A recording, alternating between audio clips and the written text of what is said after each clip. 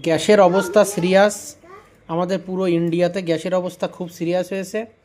আর খাবার দাবার একদম স্বল্প পরিমাণে বানানো হচ্ছে।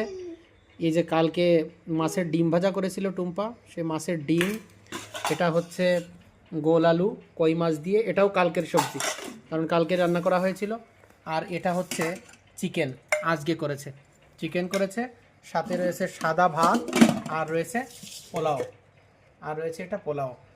তো আমি হালকা ডিম ভাজা নেব, কারণ গ্যাসের গ্যাসের দাম কিন্তু মানে বেড়েছে, 60 টাকা বেড়েছে। আর তারপরে সিলিন্ডার পাওয়াই যাচ্ছে না। আমাদের গ্যাস বুকিং হয়ে গেছে, আমি অফিসে গেছিলাম, বললো এখনও 5 দিন পরে খবর নেবেন, মানে 5 দিন পরে আসতে পারে, তার মানে আর মাসে একবার সিলিন্ডার বুক হবে। তো এই আছে পরিস্থিতি, সবাই একটু সামালকে চলবেন, ব্যাস এই বলছি।